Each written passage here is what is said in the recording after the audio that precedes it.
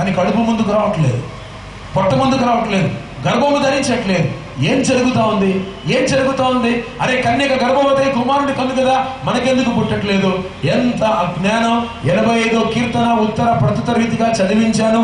దేవుని బిడ్డలారా, దేవుడు తన జ్ఞానాన్ని బయలుపరిచిన తర్వాత మీరు ఇంకా ఎందుకు బుద్ధిహీనులుగా ఉంటారు? ఇందాక చదువుకున్నాం 85వ కీర్తనలో ఉత్తర ప్రతుత రీతిగా చదువుకున్నాం. దేవుడు తన జ్ఞానాన్ని బయలుపరిచిన తర్వాత ఇంకా ఎందుకు బుద్ధిహీనులుగా ఉంటారు? దేవుడు తన వాక్యాన్ని నీ చేతులు ఇచ్చిన తర్వాత, మీ ఆవిడ చేతులకు బైబిల్, నీ చేతులకు బైబిల్, నీ కూతురుకో బైబిల్, నీ కొడుకో బైబిల్, 4 బైబిల్ ఇంట్లో ఉన్నాయి. నీ బుర్రలో మాత్రం బైబిల్ లేదు. ఇంట్లో బైబిల్ ఉంది, చేతిలో బైబిల్ ఉంది, నీకు రాదు బైబిల్. అవమానం.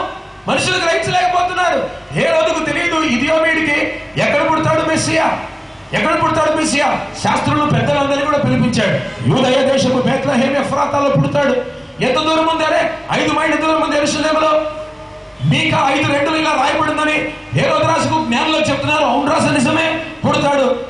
ఒకటే మాట.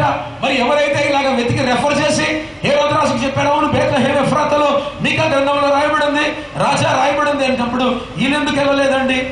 అంత దగ్గర ఉంటుంటే వీళ్ళెందుకు వెళ్ళలేదు? జ్ఞానం లేదు కనుకనే. ఈరోజు మనకి ఎంతమంది జ్ఞానం ఉందండి? కథలు వింటాం, బాగా జోకులు చెప్పమంటే చెప్తాం, జోకులకు నవ్వుతూ ఉంటాం. వాక్యం ఇదే అనుకున్నటువంటి వాళ్ళు చాలా మంది ఉన్నారు. దేవుని బిడ్డలారా, యూనిక్ పర్సన్, కన్యకకు జన్మ పుట్టినటువంటి వాడు ఖచ్చితంగా యూనిక్ ఉంటాడు. ఈ మగవాళ్ళు ఆశ్చర్యం. ప్రపంచంలో ఈ జాతి, ముస్లిం జాతిలో ఉన్నటువంటి డ్రూస్ జాతి మాత్రమే అనుకుంది మాకు పుడతాడు అని. మగవాళ్ళకి ఎలాగ పుడతారండి పిల్లలు? ఎంత అజ్ఞానం! కాకపోతే ప్రతి మగవాడు కూడా సంచి కట్టుకున్నాడు గర్భం కింద, తొడల దగ్గర. లోపల నుంచి జారి పడితే టక్కుమని సంచిలో పడాలని. వాడి ఉద్దేశం ఏంటంటే నాకే పుట్టాలి. అర్థమవుతున్న వాక్యం? నాకే పుట్టాలి, నా గర్భంలోనే పుట్టాలి. ఎందుకు రా నువ్వు మొగోడు ఏంటి? నీ గర్భంలో పుట్టాలే, నేను మొగోడైనా నా గర్భంలోనే పుట్టాలి. ఒక్కడా కట్టుకుంది కాదే.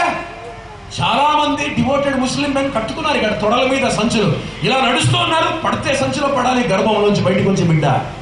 నేనే ఆ కన్యక మొగోడిని అని వాళ్ళు అనుకున్నారు. నో, దేవుని బిడ్డలారా, జాగ్రత్తగా మీరు వినాలి.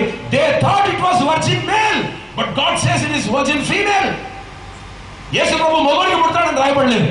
యేసు ప్రభు స్త్రీ సంతానం ద్వారా బయటకు వస్తాడని ఏదైనా తోట ఆదికాండం 3లోనే రాయబడి ఉంది. వీళ్ళు ఏమనుకుంటున్నారు? Not a virgin male, virgin female, but virgin male అనగా మేము పెళ్లి చేసుకోలేదు, ఇంకా భార్యను ముట్టుకోలేదు, ఒక స్త్రీని మేము తాకలేదు, కాబట్టి మేము కన్యలమే, మొగోళ్ళకు పుడతాడు దేవుడు కుమారుడు అని వాళ్ళు నమ్మి అలా సిద్ధపడుతున్నారు. ఎంత అజ్ఞానం! దేవుడు ఏం చెప్పాడు? అందుకని చెప్తాను, వాక్యం ఒకటి చెబుతారు, కొంతమంది ఒకటి అర్థం చేసుకుంటారు. ఇంత చెప్పినా కూడా కొందరికి వాక్యం అర్థమే కాదు. చూసారా దేవుని బిడ్డలారా, ఎంత ఘోరంగా వెనకబడి ఉన్నామంటే ఆత్మీయ జీవితంలో. నన్ను అడిగితే ఎస్సీలు కాదండి వెనకబడింది, వాక్యం సరిగా వినలోడు వెనకబడ్డాడు. నన్ను అడిగితే షెడ్యూల్ కులాల వాళ్ళు, షెడ్యూల్ ట్రైబల్ వాళ్ళు వెనకబడిన జాతి, బ్యాక్వర్డ్ క్లాస్ అనేస్తున్నాం. సింపుల్గా అన్ని కులాలను దూషిస్తున్నాం. వాళ్ళు కాదండి వెనకబడిన జాతి. వాక్యము బుర్రలోకి ఎక్కని వాడే వెనకబడిన జాతుడు. వాక్యం బుర్రలోకి ఎక్కట్లేదు. మనకు ఏం చెప్తున్నామో తెలియదు, ఏం వింటున్నామో తెలియదు, ఎవడేం మాట్లాడుతున్నాడో తెలియట్లేదు. సరిగా వింటే కదా మనకు వాక్యం అర్థమవడానికి.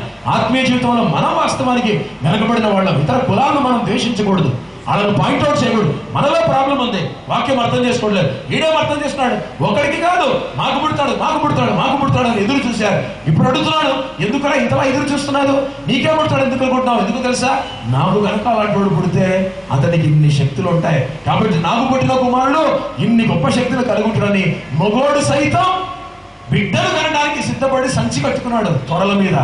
ఎంత భయంకరమైనటువంటి విషయం ఇది! కథ కాదు, జీవముగా దేవుని సన్నిధిలో చెప్తున్నాడు. ఒక రెఫరెన్స్ లెబనాన్ దేశం కోసం కూడా చెప్పాను నేను మీకు. అర్థమవుతుందా? ఎందుకు తెలుసా? అలాంటి వాడు పుడితే నాకు పుట్టాలి అనుకున్నాడు వాడు.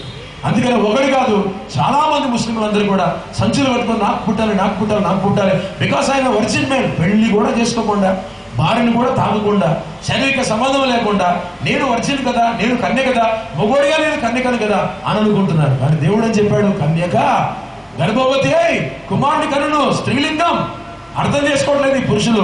మాకు పుడతారని సృష్టికి విరుద్ధంగా ప్రపంచంలో ఏ మగోడైనా ఎప్పుడైనా జన్మనిచ్చాడండి? గర్భం ధరించాడా? సృష్టికి విరుద్ధం. దేవుడు అది చేయలేదు. స్త్రీ సంతానం ద్వారానే దేవుడు తన కుమారుని తెస్తాడని ఆదికాండం 3:15